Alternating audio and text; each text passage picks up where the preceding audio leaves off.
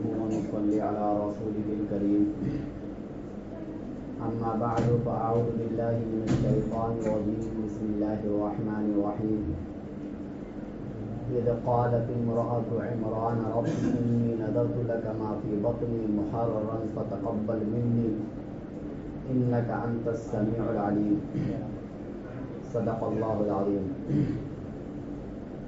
سامعین محترم اور معزز ساتھیوں، یہ دسمبر کا مہینہ چل رہا ہے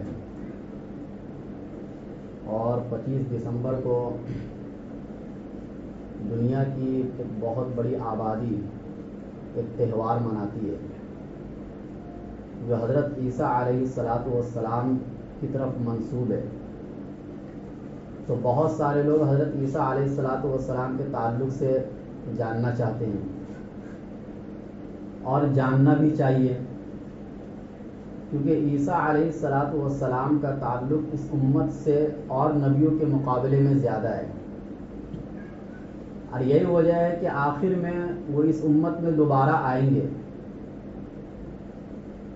اگرچہ اس وقت میں وہ نبی بنا کر نہیں بھیجے جائیں گے، امت محمدیہ کی حیثیت سے وہ کام کریں گے، لیکن آئیں گے ضرور، یہ ہمارا عقیدہ ہے. تو اسی لیے حضرت عیسیٰ علیہ السلام سے متعلق ہمارا بہت سا عقیدہ بھی ہے جس کو جاننا ضروری ہے. اور آج جتنے بھی فتنے اٹھتے ہیں ان میں سے کوئی اپنے آپ کو مہدی بول کے فتنہ برپا کرتا ہے، کوئی اپنے آپ کو عیسیٰ بولتا ہے، اور آخر میں چل کر وہ اپنے آپ کو نبی بول دیتا ہے. اور ایسا نہیں کہ وہ بولنے والا کوئی پاگل ہوتا ہے، اس کے پیچھے لوگ چلنے والے بھی ہوتے ہیں، اس کو ماننے والے بھی ہوتے ہیں. لوگ مان کیوں لیتے ہیں؟ یا تو اس کی وجہ جہالت ہے کہ مکمل طور سے حضرت عیسیٰ علیہ السلام کے بارے میں اس کو حقیقت معلوم نہیں ہے کہ قرآن نے حضرت عیسیٰ علیہ السلام کے بارے میں ہمیں کیا بتایا ہے. نہ معلوم ہے نہ جاننے کی کوشش کرتے ہیں. تو میں نے سوچا کہ حضرت عیسیٰ علیہ السلام کے تعلق سے جو حقیقت قرآن میں بیان کی گئی ہے وہ میں آپ کے سامنے بتاؤں، کہ تاکہ جو کوئی بھی اس قسم کا دعویٰ کرے ہم اس سے فوراً یہ کہہ دیں کہ آپ جھوٹے شخص ہو، آپ کو ماننے سے ہمارا ایمان برباد ہو جائے گا. کیونکہ جس عیسیٰ کے آنے کی بات کہی گئی ہے قرآن اور حدیث کے اندر، ان کے صفات بھی بیان کیے گئے ہیں، ان کے اوصاف بھی بیان کیے گئے ہیں، اب وہ کوئی الگ شخصیت ہے. لہذا بنی اسرائیل جس میں لاکھوں انبیاء آئے ہیں، ان کے سب سے آخری پیغمبر حضرت عیسیٰ علیہ السلام ہیں، جو اولو العزم پیغمبروں میں سے ہیں. 5 پیغمبر اولو العزم کہلاتے ہیں، بڑے پیغمبر کہلاتے ہیں. حضرت محمد صلی اللہ علیہ وسلم، پھر حضرت ابراہیم علیہ السلام، پھر حضرت موسیٰ علیہ السلام، پھر حضرت عیسیٰ علیہ السلام، اب 5ویں نمبر پر حضرت نوح علیہ السلام. یہ 5 پیغمبر بڑے پیغمبر کہلاتے ہیں جن کو قرآن نے اولو العزم کہا ہے. انہی میں سے حضرت عیسیٰ علیہ السلام بھی ہیں. اللہ نے ان کو نبی بھی بنایا اور رسول بھی بنایا. نئی شریعت بھی اللہ نے ان کو دی اور نئی کتاب بھی اللہ نے ان کو دی، جن کو آج بائبل کہا جاتا ہے.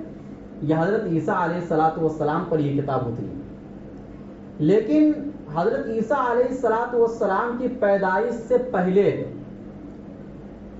بہت الگ واقعات ہیں جس کو قرآن نے ذکر کیا ہے. چنانچہ اللہ تعالیٰ نے قرآن کریم میں یہ فرمایا کہ حضرت عیسیٰ علیہ السلام کی جو نانی تھی جن کا نام حنا تھا، اور حضرت عیسیٰ علیہ السلام کے جو نانا تھے ان کا نام تھا عمران. جب حضرت حنا امید سے ہوئی تو انہوں نے یہ ایک نظر مانی کہ میرے پیٹ میں جو بچہ ہے یہ پیدا جیسے ہی ہوگا اس کو میں اللہ کے نام پر وقف کر دوں گی، آزاد کر دوں گی. اس زمانے میں عبادت کا ایک طریقہ یہ بھی تھا کہ کوئی بھی بچہ جب پیدا ہوتا تھا تو ایک بچے کو اللہ کے نام پر وقف کر دیتے تھے، مسجد کی خدمت کے لیے یا کوئی دینی خدمت کے لیے اللہ کے نام پر وقف کر دیتے تھے۔ اسی کا ذکر اللہ نے قرآن میں کیا، اذ قالت امرأة عمران رب انی نذرت لك ما فی بطنی محررا، کہ جب عمران کی بیوی نے کہا کہ میں نے اس چیز کی جو میرے پیٹ میں ہے آپ کے نام پر آزاد کرنے کی نظر مانی ہے، فتقبل منی، آپ مجھ سے اس نظر کو قبول کر لیجئے۔ اور حضرت عیسیٰ علیہ السلام کے جو نانا تھے عمران، یہ بیت المقدس کے امام بھی تھے اور اس زمانے میں بڑے عابد اور زاہد مانے جاتے تھے، بہت ہی عبادت گزار، اور ان کی والدہ بھی حضرت داؤد علیہ السلام کے خاندان میں سے تھی، یعنی کہ نبوت والا خاندان تھا۔ اگرچہ حضرت عمران جو تھے وہ نبی نہیں تھے، لیکن بیت المقدس کے امام ضرور تھے۔ تو جب نظر مانے تو پیدا کیا ہوئی؟ لڑکی ہوئی، اور مسجد کی خدمت کے لیے لڑکا دیا جاتا ہے، لڑکی کو نہیں رکھا جاتا ہے۔ فلما وضعتها قالت رب انی وضعتها انثى، جب حضرت حنا کو حضرت مریم پیدا ہوئی تو انہوں نے افسوس کے ساتھ یہ کہا کہ میں نے جو نظر مانی تھی وہ نظر تو اب پوری نہیں ہو پائے گی، کیونکہ میں نے تو یہ سوچ کے رکھا تھا کہ لڑکا پیدا ہوگا اور اس کو اللہ کے نام پر وقف کر دوں گی، اور یہاں تو لڑکی پیدا ہو گئی۔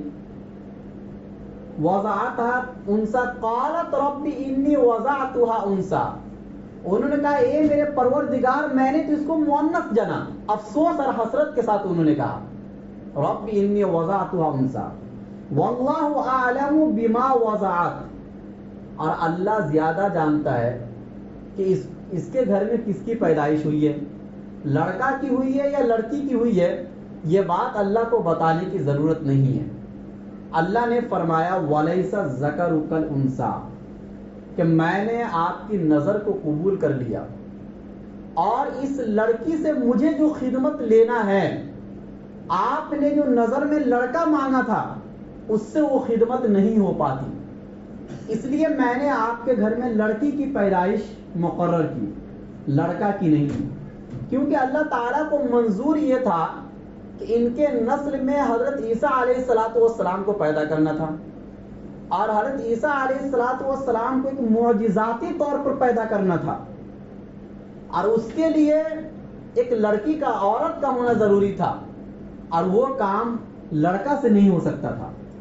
تو اللہ تعالیٰ نے کہا وَلَيْسَ الذَّكَرُ كَالْأُنثَىٰ، کہ جس لڑکی کو میں نے پیدا کیا ہے اس سے مجھے جو کام لینا ہے وہ کام میں اس لڑکے سے نہیں لے پاتا جس کی نظر آپ نے مانگی تھی۔ اس لیے کسی کے گھر میں چاہے لڑکا ہو چاہے لڑکی ہو، مایوس کبھی بھی نہیں ہونا چاہیے۔ اللہ تعالیٰ آپ کو چاہے لڑکا دے چاہے لڑکی دے، فائدہ اسی میں ہے۔ اگر آپ کے گھر میں لڑکا کی پیدائش ہو رہی ہے تو اللہ تعالیٰ کو جو کام اس لڑکے سے لینا ہے آپ کے گھر میں، شاید اس وقت لڑکی پیدا کر کے وہ کام اللہ ان سے نہ لیتے۔ اور کبھی ایسا ہوتا ہے کہ آپ کے گھر میں لڑکی پیدا ہو رہی ہے، شاید اللہ کو اس لڑکی سے آپ کے گھر میں جو کام لینا ہے اور جو برکت اللہ تعالیٰ کو اتارنا ہے اس لڑکی کے پیدا کرنے سے، وہ لڑکا کے پیدا کرنے سے نہیں ہوتا۔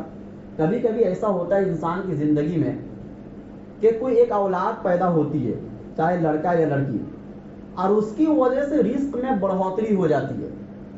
کبھی ایسا ہوتا ہے، یعنی اس کی قسمت ہی الگ ہوتی ہے اس بچے کی۔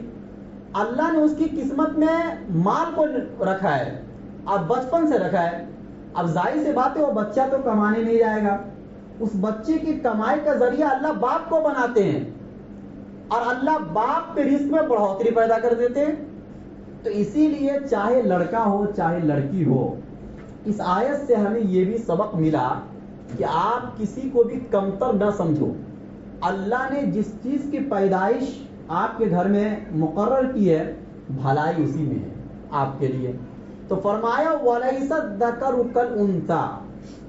اس کے بعد حضرت مریم کی والدہ نے کہا وَإِنِّي سَمَّيْتُهَا مَرْيَمَ وَإِنِّي أُعِيذُهَا بِكَ وَذُرِّيَّتَهَا مِنَ الشَّيْطَانِ الرَّجِيمِ, کہ میں نے اس کا نام مریم رکھا اور میں اس کو اور اس کی آنے والی اولاد کو، اگرچہ ابھی اولاد نہیں ہوئی حضرت مریم کو، حضرت مریم خود ایک بچی ہے، اس کی آنے والی اولاد کو میں آپ کی پناہ میں دیتی ہوں شیطان مردود سے. حدیث میں آتا ہے، بخاری کی حدیث میں ہے کہ جو بچہ بھی پیدا ہوتا ہے تو شیطان اس کو چھوتا ہے یا اس کو کچوکے لگاتا ہے، جس کی وجہ سے بچہ رونے لگتا ہے. ضروری نہیں کہ بچہ اسی وجہ سے بھی روئے، اور وجہ سے بھی رو سکتا ہے، لیکن ایک وجہ یہ بھی ہوتی ہے شیطان کا چھونا. لیکن حضرت مریم اور حضرت عیسیٰ علیہ السلام جب پیدا ہوئے تو شیطان ان دونوں کو نہیں چھو پایا، اور یہ بخاری کی حدیث میں ہے. تو اسی کا ذکر ہے وَإِنِّي أُعِيذُهَا بِكَ وَذُرِّيَّتَهَا مِنَ الشَّيْطَانِ الرَّجِيمِ، کہ میں مریم کو اور اس کی آنے والی اولاد کو آپ کی پناہ میں دیتی ہوں شیطان مردود سے. فَتَقَبَّلَهَا رَبُّهَا بِقَبُولٍ حَسَنٍ. اللہ تعالی نے حضرت مریم کو ہی قبول کیا بہترین طریقے سے قبول کرنا، یعنی مسجد کی خدمت کے لیے جو نظر ان کی والدہ نے مانی تھی اس نظر کو اللہ تعالی نے پورا کیا. اور چونکہ جب وہ نظر مان لی تھی تو گھر میں رکھنا وہ مناسب نہیں سمجھی، فوراً وہ مسجد میں لے کر آئی. اور اس وقت کے نبی تھے حضرت زکریا علیہ السلام، اور حضرت زکریا علیہ السلام اس بچی کے خالو بھی لگیں گے، تو لے کر آئے مسجد میں. اور جب مسجد میں لے کر آئے اس بچی کو تو چونکہ حضرت مریم کے جو نانا تھے وہ بیت المقدس کے امام تھے جو دنیا سے گزر گئے تھے، تو ان کی وجہ سے، ان کے امام ہونے کی وجہ سے اس بچی کی قدر و منزلت اور بڑھ گئی. اور جتنے لوگ تھے اس مسجد میں عبادت گزار وہ سب یہ چاہنے لگے کہ اس بچے کی پرورش میں کروں. تو جھگڑا ہونے لگا اس بات کے اندر. تو فیصلہ یہ ہوا کہ قرعہ اندازی کی جائے کہ بھائی اس بچے کی پرورش کون کرے گا. چنانچہ قرعہ اندازی اس طریقے سے کی گئی کہ جس قلم سے وہ لوگ تورات لکھتے تھے کہا کہ اس قلم کو سب لوگ دریا میں ڈالو، اور جس کا قلم الٹا سمت چلنے لگے بچے کی پرورش وہ کرے گا. چنانچہ معجزاتی طور پر، دیکھو یہ قرعہ اندازی معجزاتی طور پر ہوا تھا چونکہ پیغمبر موجود تھے حضرت زکریا علیہ السلام. تو حضرت زکریا علیہ السلام کا جو قلم تھا وہ الٹے سمت چلنے لگا، اس لیے قرآن نے کہا وَكَفَّلَهَا زکریا، اس بچے کی پرورش کی ذمہ داری حضرت زکریا علیہ السلام نے لے لی قرآن اندازی کے حساب سے. اور چونکہ وہ خالو بھی رکھتے تھے، اور اگر ماں نہ ہو تو خالہ جو ہوتی ہے وہ ماں کے درجے میں ہوتی ہے، یہ خود ایک حدیث کے اندر ہے. تو اس معنی کر کے حضرت زکریا علیہ السلام کی پرورش میں آنا حضرت مریم کا یہ زیادہ بہتر تھا کہ ایک پیغمبر کے پرورش میں آئی اور اس کا اثر بھی دیکھنے کو ملا.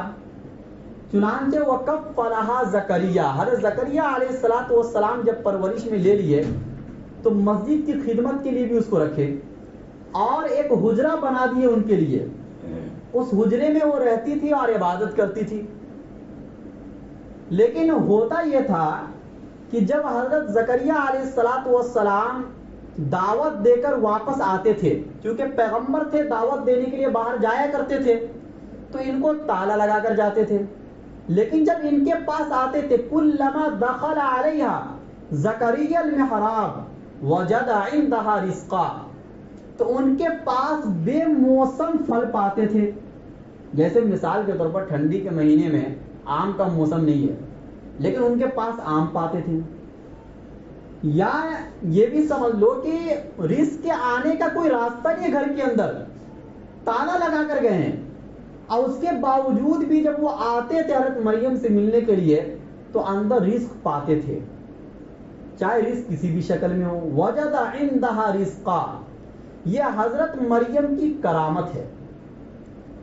دیکھو حضرت مریم نبیہ نہیں تھی اور کوئی بھی عورت نبیہ نہیں ہوئی ہے.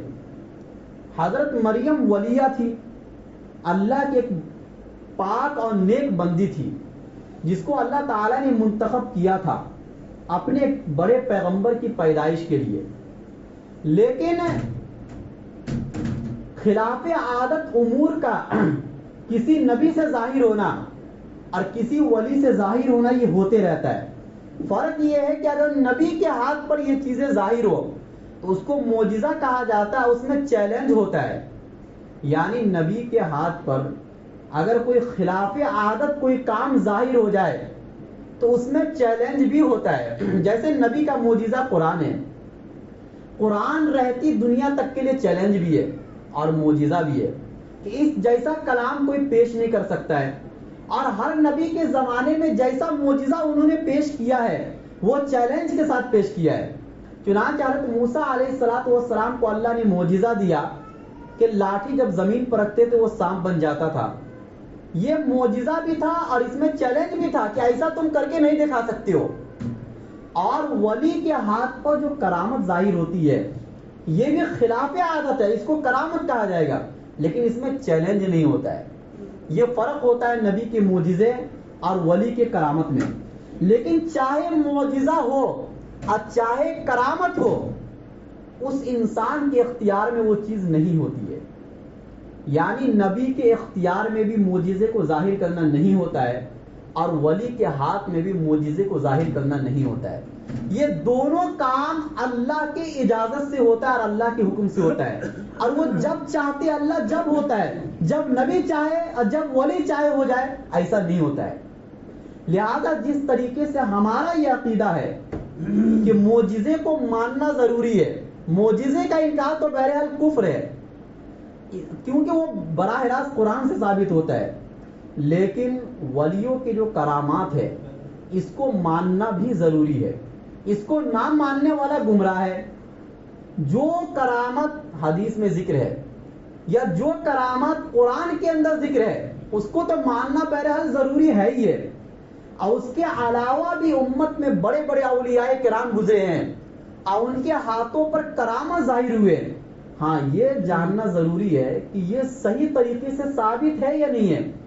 لیکن اگر صحیح طریقے سے ثابت ہو گیا، صحیح سند کے ساتھ ثابت ہو گیا، یا کہنے والا امت کا ایسا آدمی ہے جس پر ہر مسلک کے لوگ بھروسہ کرتے ہیں، ان کی بات بہت مضبوط ہوتی ہے، اگر ایسا آدمی ایسے کرامات اور اپنے زمانے کے احوال کو ذکر کرتا ہے تو اس کو ماننا ضروری ہے. چنانچہ عقیدۃ الطحاوی ایک کتاب ہے جس کو پوری دنیا میں عقیدے کے طور پر لوگ پڑھاتے ہیں. امام طحاوی رحمۃ اللہ علیہ جو اپنے زمانے کے بہت بڑے محدث تھے، امام بخاری کے بعد ان کا زمانہ آتا ہے، انہوں نے عقیدے کے اوپر ایک کتاب لکھی ہے اور وہ وہی عقیدہ ہے جو نبی کے زمانے میں صحابہ کا عقیدہ تھا. صحابہ کے بعد تابعین اور تبع تابعین کا جو عقیدہ تھا وہی عقیدہ انہوں نے اپنی کتاب میں ذکر کیا ہے.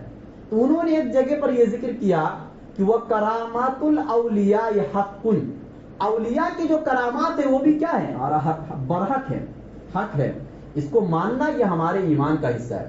اب قرآن کریم میں صرف حضرت مریم کی مثال نہیں، حضرت سلیمان علیہ السلام اپنے وقت کے بڑے پیغمبر تھے. اللہ نے پوری دنیا پر ان کو حکومت دی تھی، لیکن ایک تخت کو اٹھا کے لانا، ایک لمبا واقعہ ہے، تخت کو اٹھا کے لانا تھا پلک جھپکنے کے برابر. اور جنات نے تو یہ کہا تھا کہ آپ کی اس مجلس کے اٹھنے سے پہلے ایک تخت جو دوسرے ملک میں اس کو اٹھا کر میں آپ کے پاس سامنے لا کے حاضر کر دوں گا. حضرت سلیمان علیہ السلام نے کہا کہ یہ بھی ایک لمبا ٹائم ہے، اس سے بھی جلدی چاہیے.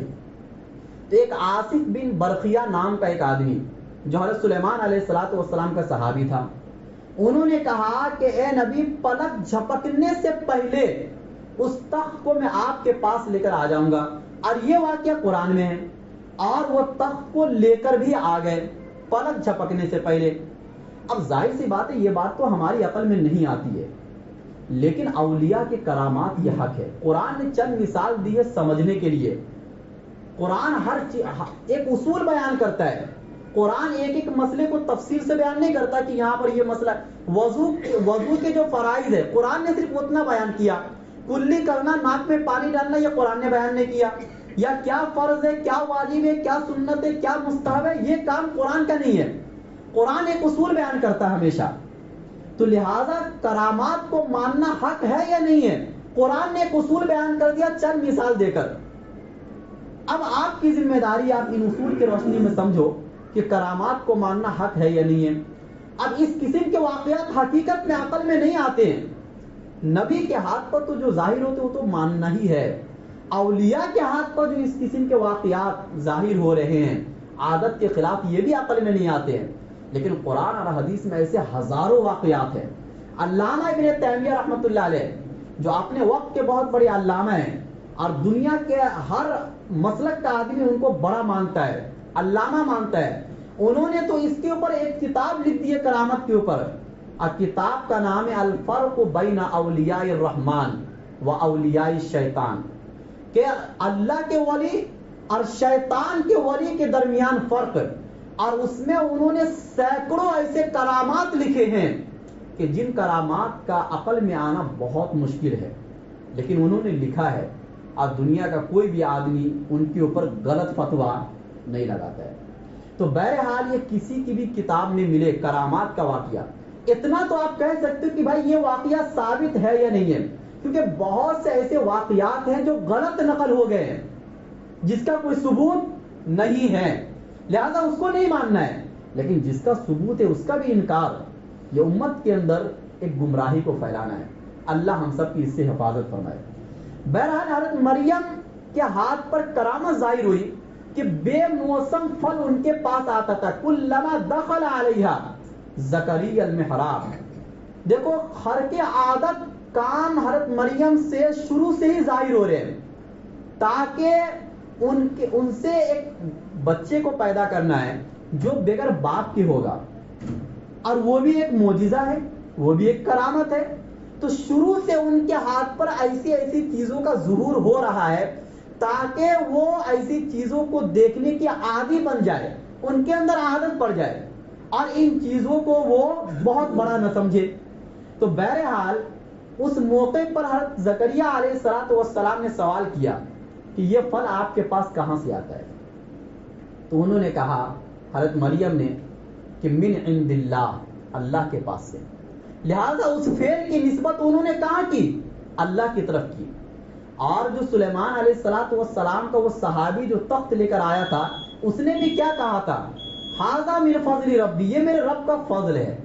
تو پتہ چلا کہ اگر اللہ چاہے کسی کے ہاتھ پر خلاف عادت کوئی کام ظاہر کر دے تو یہ ہو سکتا ہے. قالت ہوا من عند اللہ ان اللہ یرزق من یشاء بغیر حساب. اللہ جس کو چاہتا ہے بلا حساب و کتاب رزق دیتا ہے. چنانچہ جب یہ بات حضرت زکریا علیہ السلام نے دیکھی تو حضرت زکریا علیہ السلام بوڑھے ہو چکے تھے, ان کے بال سفید ہو چکے تھے. یہ سورہ مریم میں اس کا ذکر ہے. خود ان کی زوجہ محترمہ باج تھی, یعنی بچہ پیدا ہونے کی صلاحیت ان میں نہیں تھی.